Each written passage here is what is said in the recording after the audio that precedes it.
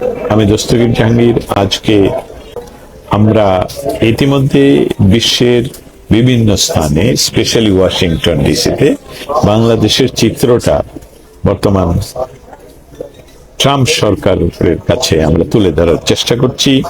আমাদের বিভিন্ন অ্যাকশনে যেতে হবে যাতে করে তারা এর জন্য দায়ী তাদের সকলকেই বিচারের আওতায় আনবে।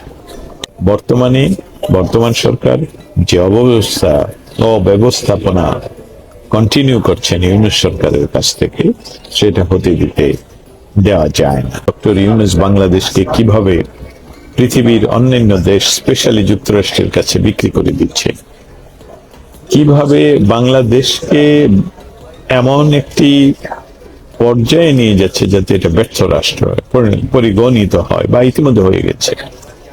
কিন্তু এই মনস্টার যে বাংলাদেশের শিশুদের জন্য টিকা কেনা, টিকা দেয়া, টিকার ব্যবস্থা নেয়া, শিশু পরিচর্যার বিষয়ে একদমই সে সমস্ত কিছু বন্ধ করে দিয়ে সেখানে লুটপাট চালায়। এটা সরাসরি একটি সরকার চাই, আপনি নির্বাচিত অনির্বাচিত যে কোনো সরকারের জন্য এটি একটি অপরাধ। এবং এই অপরাধ শিশুদের টিকা ইতিমধ্যে পৃথিবীর বা ওয়ার্ল্ড হেলথ অর্গানাইজেশনের নির্দেশনা অনুসারে পৃথিবীর সকল দেশের সকল শিশুদেরকে জন্ম থেকে একটি সার্টেন বয়স পর্যন্ত সমস্ত টিকার আয় দিতে হবে এবং শিশুগুলো ফ্রি দিতে হবে। বাংলাদেশের ইউনূস সরকার শেখ হাসিনা সরকারকে হটিয়ে দিয়ে যে পেছনের রাস্তায় ক্ষমতা দখল করলো, সেদিন থেকে আজ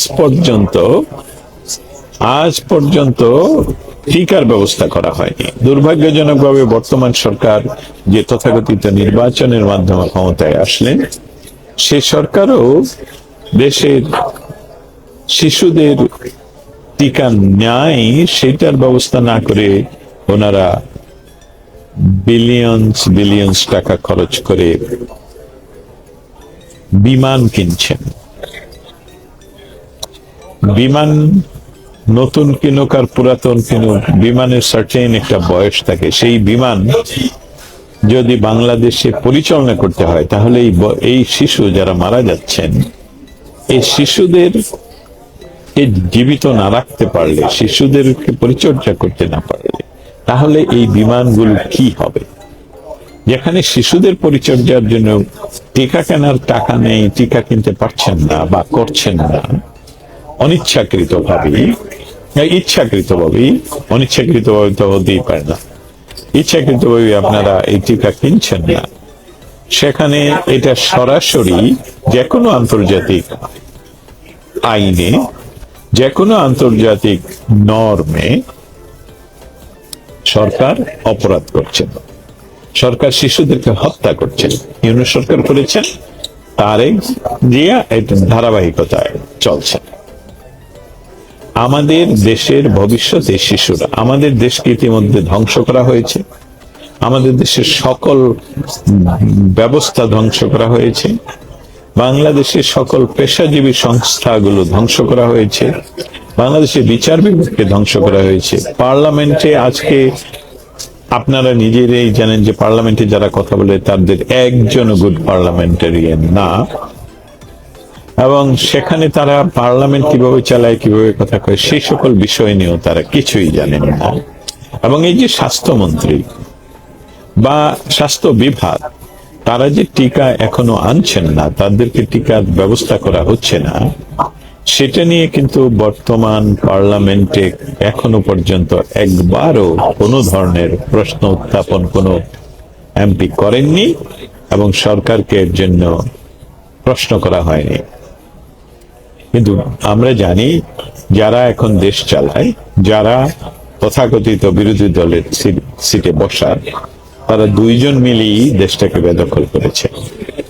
অতএব শিশু হত্যা সরাসরি আমের টিকা না কেনায় শিশুদের পরিচর্যা ব্যাহত হওয়ায় যে শিশুরা মারা যাচ্ছে, এটার জন্য দায়ী হবেন যেমন ইউনূস সরকার, ঠিক তেমন তারেক জিয়ার সরকার।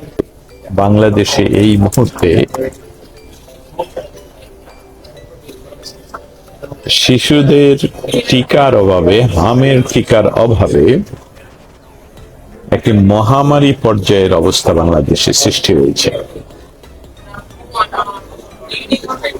গণমাধ্যমের সূত্র বা গণমাধ্যমের তথ্য, গণমাধ্যমের সংবাদ মাধ্যমে আমরা যেটা দেখতে পাই, সেটা যতটুকু জানতে পাই, তাতে দেখা যাচ্ছে যে বাংলাদেশে ইতিমধ্যে 300+ শিশু ইতিমধ্যেই মৃত্যুবরণ করেছে হামের টিকা না থাকার জন্য।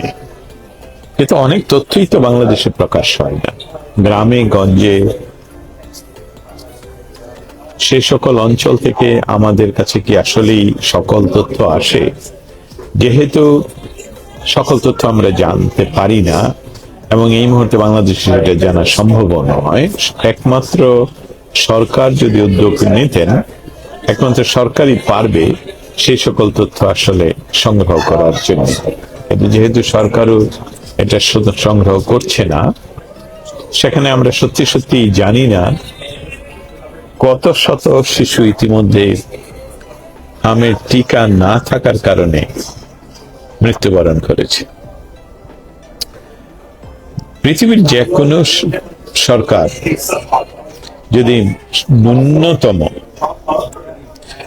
ন্যূনতম ভাবেও জনগণের প্রতি তার দায়িত্ববোধ থাকে, জনগণের প্রতি যদি সেই সরকারের কোনো ধরনের দায়িত্ববোধ থাকে, তাহলে তারা শিশুদের পরিচর্যার বিষয়ে সবার আগে বিষয়টি আমলে নেন, যাতে করে কোনো ক্রমেই কোনো শিশু বিনা চিকিৎসায় মারা না যায়। আর সবচেয়ে বড় কথা হলো, একটি শিশু জন্মক্ষণ থেকে তার একটা সার্টেন বয়স পর্যন্ত সকল ধরনের টিকা ইতিমধ্যে পৃথিবীর সকল দেশই জানে। ওয়ার্ল্ড হেলথ অর্গানাইজেশনের কাছ থেকে এমনকি লিস্ট পর্যন্ত জানে যে কি কি টিকা তাদের দিতে হয়। বাংলাদেশে একটি অস্বাভাবিক পরিস্থিতি, অস্বাভাবিক একটি সরকার দেশ পরিচালনা করেছিল। অস্বাভাবিক বলছে এই কারণে যে আমাদের দেশ স্বাধীন হওয়ার পর বারবার হোঁচট খাচ্ছিল। বঙ্গবন্ধুকে হত্যা করা হয়েছে, তারপর জিয়াউর রহমানের শাসন, জিয়াউর রহমানকে 3.5 বছরের মাথায় আবার হত্যা করা হয়েছে। তারপর আসলো এরশাদের শাসন, এরশাদ আমাদেরকে 9 বছর শাসন করেছেন। তারপর আবার নির্বাচনের মাধ্যমে বিএনপি, আওয়ামী লীগ, বিএনপি এভাবে বাংলাদেশ পরিচালিত হচ্ছে। দীর্ঘ সময় স্থিতিশীল একটি সরকার বাংলাদেশে প্রায় সামগ্রিক সূচকে, শিক্ষা সূচকে, উন্নয়নের সূচকে, অর্থনৈতিক সূচকে, বিভিন্ন সূচকে, আমি সূচক নিয়ে আর না বলি, সেখানে সে একটা স্থিতিশীল এবং ধারাবাহিক উন্নতি হচ্ছিল বাংলাদেশের। স্পেশালি শিশুদের পরিচর্যা, শিশুদের স্বাস্থ্য পরিচর্যা, শিশুদের শিক্ষা, নারীদের স্বাস্থ্য পরিচর্যা, নারীদের শিক্ষা, এই বিষয়গুলো প্রাধান্য পেয়েছিল। যার জন্যে পৃথিবীতে প্রায় সর্বোচ্চ লেভেলে টিকার দেয়ার দেশ হিসেবে বাংলাদেশের নাম ছিল। আমাদের দুর্ভাগ্য যে আমাদের দেশে জন্ম নেয়া ইউনূস, মোহাম্মদ ইউনূস, তিনি কিভাবে, কার মাধ্যমে এ সকল আলাপ না করে তাকে পশ্চিমারা এমনকি শান্তিতে নোবেল প্রাইজ দিলেন, অথচ উনি যে ব্যবসা করেন সেটা অশান্তির ব্যবসা করেন।